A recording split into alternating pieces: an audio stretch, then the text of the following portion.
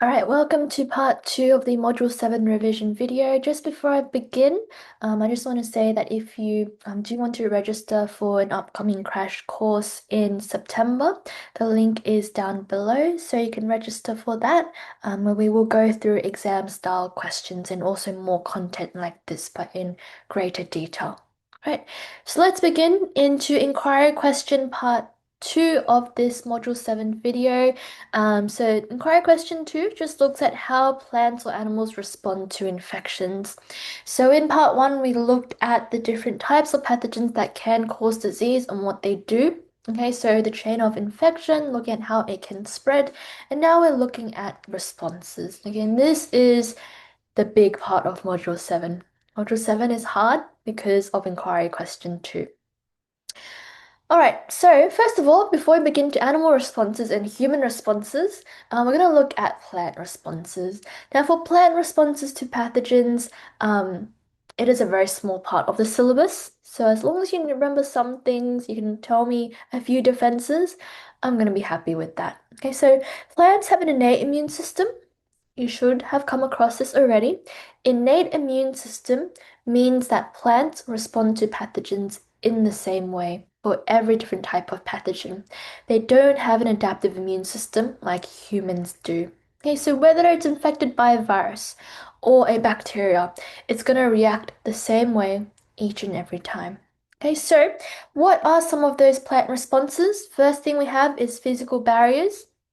Okay, just like animals, we have the skin. The plant also has some physical barriers. This can include thorns, spikes, trichomes, thick cell walls, toffee wax, cuticles. Okay, so for example, roses, right? Roses look really pretty, but if you touch their stems, they do have really prickly thorns. That is to prevent pathogens, especially like birds or caterpillars or something growing on that rose. Another thing that plants can do is release resin. So resin is this sticky substance produced in response to specifically insect attack or fungal infection. So if you ever go to museums and you see maybe like a butterfly trapped in resin, that was actually in response to that butterfly landing on that tree, and that tree released resin. Okay. Other thing we have is leaf dropping. This one is quite interesting because plants can just drop their infected leaves. Okay, they just detach from the stem. And they do that because they don't want that infection spreading to other parts of the plant or other different leaves from that plant. We then have a series of chemical defenses, such as caffeine being released. Okay, surprisingly, caffeine is not only in your coffee beans, it also is released from plants as a chemical defense. Why? Because caffeine is toxic to insects, especially, and also to fungi. Okay, so if caterpillars start crawling on plants, they start releasing caffeine, and this makes the plant undesirable to eat. So the caterpillar goes find another plant to infect. Chitinases are also released. It's another example of a chemical defense. It does break down the cell walls of fungi. Remember from our first video, fungi have chitin in their cell walls instead of cellulose. Right? There are some other chemical defenses going on, and they have this special thing known as systemic acquired resistance. Now, I am skipping ahead here a little bit, so this is what I'm referring to. Systemic acquired resistance is when the infected part of the plant starts releasing chemicals, and these chemicals act as signals, and it just warns other parts of the plant to get ready for attack. Okay, it's quite interesting how plants can communicate with each other. And also, not only does that warn other parts of that same plant, it also warns all of the plants around them. So, for example, if a fungal infection or an insect starts affecting one plant, that plant sends chemical messengers to other plants around it, and then all of those plants around them start preparing for attack. How do they prepare for attack? They can thicken their cell walls. Okay, so this is known as pattern-triggered immunity, when it causes thickening of the cell walls with lignin and other things happening. Pattern-triggered immunity specifically is caused by PAMs attaching to the PRRs, and this results in a series of reactions which cause the thickening of the cell walls. Another thing that can happen is the hypersensitive response. This is also known as apoptosis. at the infected site. So what happens is here, I'm just going to draw a little diagram. So this is the infected cell in a plant, and then suddenly all the cells around that plant start suiciding. Okay, they just kind of kill themselves. And what this does, it creates this physical barrier around the pathogen. So that pathogen here can no longer spread to other parts of the plant. Very interesting response there. All right, moving on to a particular Australian response. The Australian river red gum is also known as Australian eucalyptus. This is an Australian tree, and it does get affected by the halo leaf spot canker. Okay, so this is a specific example that you do need to know. Okay, the name of the plant, the river red gum, what it gets infected by, and the type of pathogen it gets infected with. So is it a fungus? Is it a virus? Is it a bacteria? Tell me what that is. And then what you also need to remember is what defenses does it have against it? What responses does it have to get rid of that pathogen? Okay, so specifically for the river red gum, it effectively gets rid of the halo leaf spot fungus by dropping its leaves. Okay, so it prevents it from spreading and infecting other leaves. Here are some other defenses you can see here. Remember some of them, but really you only need to remember one example. Your teacher in your school may have taught you other examples. Be my guest, remember them as long as you remember the different parts of it. Another thing is leaf dropping is only effective if that pathogen, that fungus, has only spread to a couple leaves. Okay? If that fungus has spread to all of the leaves of the plant, then you can't drop all the leaves. Why? Because we need photosynthesis, right? You need leaves for photosynthesis. So it's only effective as a response if not too many leaves have been infected. Otherwise, if all your leaves are affected, that plant is as good as dead. All right, moving on to animals. Okay, now animals are going to be a very big topic. Animals, we are going to look at a couple lines of defense. First line, second line, and third line. So bear with me. Hopefully you know the basics already from our lessons or from your school. But here we are going to go into quite a lot of detail. Just very quickly, before we move into the first line of defense, some chemical changes that happens in animals. We have releases of cytokines. Okay, some students forget this, but cytokines are really important chemical messengers. They trigger histamines and other chemicals to be released, and this causes inflammation. Inflammation is part of the second line of defense. We will delve into this later on, but just remember cytokines are a collection of chemicals. Vasodilation also occurs, again, part of inflammation, and a lot of white blood cells are involved in the immune system. Okay, so really important concepts here. Let's go into it. Okay, so dipping into inquiry question 3 now, looking at how the human immune system responds to exposure to pathogen. Okay, human immune systems have adaptive responses and also innate responses, but adaptive responses means it reacts differently to different types of pathogens. We're a little bit more complex. It's harder to kill us, unlike plants, so we need really complex immune systems. All right, moving into the innate immune system, first of all, this is the first line and second line of defense. Okay, so before we go into the adaptive immune system, the pathogen has to pass through the innate immune system first. The innate immune system is always there, so it's fast acting, non specific, and broadly effective general defense, in comparison to the adaptive, where it's specific and specialized. What is included in the innate immune system? The first line of defense. Okay, the first line of defense includes our physical barriers, our chemical barriers as well, and also our biological barriers. Okay, what I mean by this is physical barriers such as skin, mucous membranes, cilia. Okay, those are all physical defenses we have. Your skin is this very large layer that protects all of your internal organs. It is quite impenetrable. In order to cut it, you need like a knife or really sharp things. So it is quite impenetrable unless a mosquito goes through it. Again, that vector is quite nasty. But the skin is a very good covering, a very good chemical, physical defense. Moving on to mucous membranes.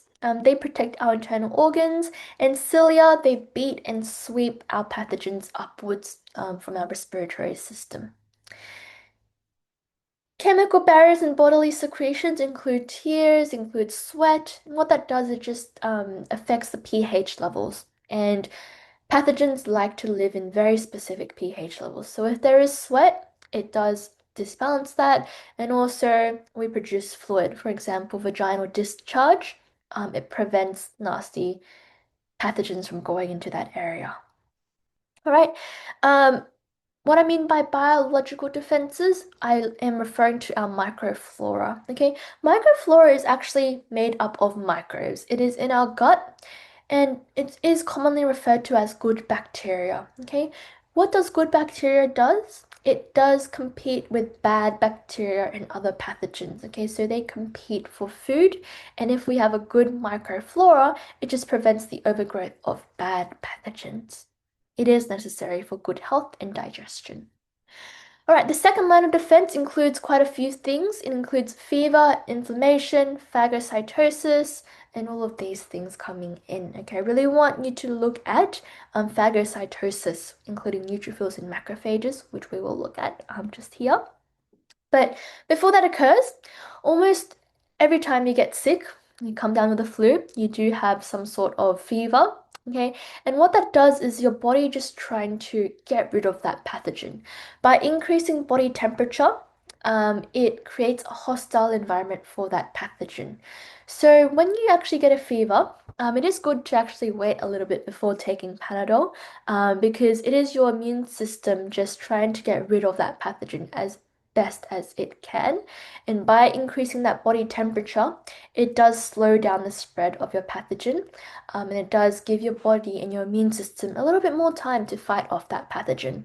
Okay, so fevers are a good thing unless it lasts for too long. Then it can cause brain damage and seizures and whatever. That's when you start taking Panadol.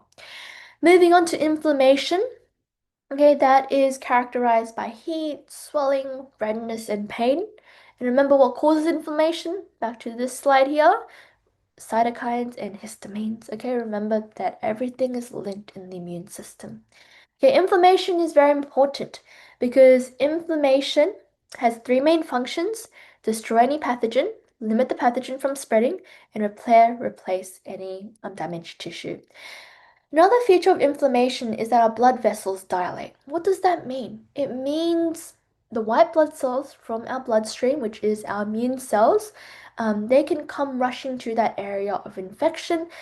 Our blood vessels become dilate and they also become leaky. What does that mean? Okay, it means the white blood cells can leak out of our blood vessels and actually go to the site of infection. So in the case of a paper cut, okay, the paper cut is localized to your finger, and after the paper cut, you realize that it becomes very red. Okay, and it might swell a little bit. What does that indicate? It indicates that a lot of immune cells are coming and rushing to that area. Your blood vessels has dilated, and your immune cells are rushing out of the blood vessels to that site of injury, which is that paper cut, and trying to get rid of any pathogens and healing it up very nicely. Okay, so it does not mount up any other further symptoms. Okay, it heals up very nicely. Okay, phagocytosis is really important in the second line of defense. It is a process that uses plasma membrane and phagocytes that engulf these pathogens. Okay, the two main types of phagocytes that I want you to remember are neutrophils and macrophages. Neutrophils are short-lived, macrophages are long-lived. Remember that. Okay, really important to know the differences between these two. Go back to our notes, look at those again. For neutrophils, I like to think of them as our soldiers in the first line, okay? They rush to the site of injury, they rush to kind of defend a country. But there's so many of them that we don't really care for them too much. They can die really quickly and they're short-lived. Okay, those are the soldiers that don't matter too much. The macrophages are the ones that are a little bit more trained. They're probably sergeants and big leaders. They're not going to rush to the site of injury. Okay, they're going to stay at the back lines until there's a problem. Then they go to the site and then they start fighting. Okay, so macrophages are long-lived. They have a little bit more experience, so therefore they can kill more pathogens and live longer, and they are generally there for chronic inflammation. Okay, so if you have a chronic knee injury, it keeps on causing you pain, macrophages are going to be present there. Whereas for a paper cut, okay, it's very short-lived, not a chronic injury, so therefore neutrophils are going to be there, and there's going to be a lot of them attacking the pathogens. Just very quickly zooming into this little part here, this is a little diagram that I drew for phagocytosis, looking at how all of these things work. Have a little look at it. I want you to be able to draw your own diagram as well. Really important for remembering key concepts. Okay, so remember these key steps of phagocytosis, which is basically engulfing the pathogen and spitting it out when it's no longer pathogenic. All right, moving on, another little part of the second line of defense is the lymphatic system. Okay, the lymphatic system does not get enough recognition. We talk about the skeletal system, we talk about the endocrine system and all of those other systems, but the lymphatic system keeps us alive and keeps our immune system going. So the lymphatic system is made up of a collection of things, a collection of vessels and nodes, and organs as well. Very important system. Okay, so it's a system of vessels and nodes that return body fluid and proteins back to the bloodstream. It also filters cell debris and contains white blood cells, which are essential to the body's immune response. Okay, so they're very important in assisting the rest of our immune system. It cleans our blood for us, which is why oftentimes when you are sick, or often the very first signs of cancer is swollen lymph nodes. Okay, a lot of people don't realize they have cancer until they like get a really big bump on their skin and underneath their skin, and they go to the doctor and they're like, what is this bump? And it is a swollen lymph node. And swollen lymph nodes indicate that there is something wrong with your body because your lymph system is overworking and swelling up. Next, the lymph system contains over 500 lymph nodes in your body. Some of them are quite small, as you can see, are very small lymph nodes. It also contains bigger ones. Okay, so it's such as the spleen. The spleen is a very large lymph node, and it acts as a reservoir for blood, filtering and purifying that lymph and blood that passes through it. Go back to our notes. I have a detailed explanation of the lymph system. The lymphatic system is also where our B cells and T cells um, kind of grow and mature. Okay, so bone marrow is where we create B cells. Okay, T cells are then go into the thymus where they mature. Okay, so when T cells are created by the bone marrow, they don't know how to become a functioning T cell. They're like babies. So they need to go to school and preschool, and I like to think of that as the thymus. Okay, that's how you remember the different names. T cells for thymus, B cells for bone marrow. Bone marrows, they know how to mature inside. The B cells know how to mature inside the bone marrow, whereas for T cells, they need to go to preschool in thymus. Okay, so a little diagram of the lymph system, as you can see here, very, very complex network. You don't need to know too much about it. Okay, just maybe like a two-line explanation of what the lymphatic system is. All right, moving into the adaptive immune system. This is very complex. With year 12, you don't need to know a lot of detail. We simplify things a lot. If you go into uni and learn about the immune system, you're going to realize that we skip through a lot of things. So in this very quick video, I am going to condense this into the things that you really need to know, key concepts, but just bear in mind you aren't going to be able to study the whole immune system. As you can see here, this is a screenshot from somewhere else, and you can see all of the collections of the immune system cells.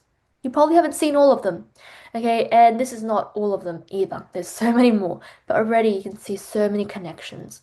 One thing I want you to know about the immune system is everything is connected. It's not that one cell works in isolation. They all talk to each other. They send chemical signals, there's chemical gradients, okay? So they all work collectively to fight off that pathogen that is causing disease. Okay, I want you to go through this flowchart in your own time, create your own flowchart. But very quickly, I'm going to talk through this adaptive immune system. There is a lot going on, okay? But essentially, How does the adaptive immune system get activated? It can be activated by a few things. First of all, it can be activated by dendritic cells. Dendritic cells are antigen presenting cells. So they actually activate other cells and they tell other cells to mount an immune response. Another thing that can activate the adaptive immune system is macrophages and neutrophils. Remember what they were? They were our phagocytes. Okay, so when phagocytes engulf pathogens, they actually start presenting parts of the antigens of the pathogen on their cell surface. And they go around our immune system, presenting it to our other immune cells, telling them what the antigen looks like, such that the immune cells know what to attack. Okay, key cells in the adaptive immune system, also known as the third line of defense, are B cells and T cells. These two cells I want you to know off by heart. Okay, so B cells and T cells, very important cells. B cells are known as antibody-mediated immunity. T cells are known as cell-mediated immunity. All right, so let's just zoom into this part of the flowchart here. Okay, what happens when B cells get activated? They undergo, first of all, they need to be selected through clonal selection theory. They are then activated and they proliferate so much. Okay, there's so many of them in the immune system now. And they can become two things. They can either become plasma cells or they can become memory B cells. We'll talk about memory B cells a little bit later on, but first of all, plasma cells. These are the ones that secrete antibodies. We've all heard about antibodies, right? Antibodies do all of the things that attack pathogens, such as neutralization, agglutination, precipitation, and opsonization. All right, look through these in your own time. One thing that I don't want to see in your responses is B cells produce antibodies. I see this so often. Please don't write that. Why? Because B cells don't produce antibodies. B cells turn into plasma cells, and plasma cells produce antibodies. Don't get confused with that. You're not going to get the mark if you say B cells produce antibodies. That is wrong. Okay? The other thing is memory B cells. That's the other thing that B cells can turn into. Memory B cells stay in our immune system for quite a long time, okay? So they remain in our immune system after the pathogen has been destructed and defeated. And memory B cells, they're there to remember what the antigen looks like. Okay, so that the next time you get infected with that antigen or that pathogen, the B cells remember that. The memory B cells, they realize, oh, I've recognized this before. I know how to attack it. I'm going to quickly proliferate and attack this pathogen. So it just creates a more effective and better response next time. Okay, that works with memory T cells as well. So memory B cells and T cells, they work together for that function. All right, so that is the B cells. Moving on to T cells, which is known as cell-mediated immunity. Okay, they can become four different types of cells: helper T cells, killer cells, suppressor T cells, or memory T cells. We know what memory T cells do. Let's talk about helper T cells. Helper T cells, they don't really do any of the killing themselves. They're like the conductor. Okay, so when there's construction going on, there's often that lollipop lady. I like to think helper T cells as that person, just orchestrating all the other responses, telling people what to do, telling other cells where to go. It's just a person that's there to make sure everything is going smoothly, almost like the police. Okay, so just making sure everything works. Okay, that's the helper T cells. Okay, they can also send chemical signals to tell other cells to proliferate more, which means to divide and have more of them. They can tell cells to go to a certain area because there's a lot of pathogen here. They just conduct everything. Okay, so they can activate killer T cells. This is also known as cytotoxic T cells. There are two names for it, saying the same thing. And killer T cells bind to the infected cells and they cause apoptosis. So it causes cell death to those affected cells. All right, the other type of T cell is suppressor T cells, and this is also known as regulatory T cells. So same name, different name for same thing. Okay, so suppressor T cells, They just suppress the immune system after the pathogen is destroyed already. Okay, so what this prevents is seizures, prolonged immune responses, which can be very taxing for your body. You realize that when you're sick, you get really tired and you don't feel like doing anything, your digestion slows down. That's because fighting off a pathogen takes a lot of energy. So we don't want prolonged immune responses. So that's what suppressor T cells do. Okay, it suppresses the immune system when the pathogen has already been destroyed. All right, that is the adaptive immune response. A lot that I went through. Going back to our notes to revise this in great detail. All right. All right, so let's move on to the primary and secondary responses. This just looks at how the secondary immune response has a bigger and faster and more effective response than the primary immune response.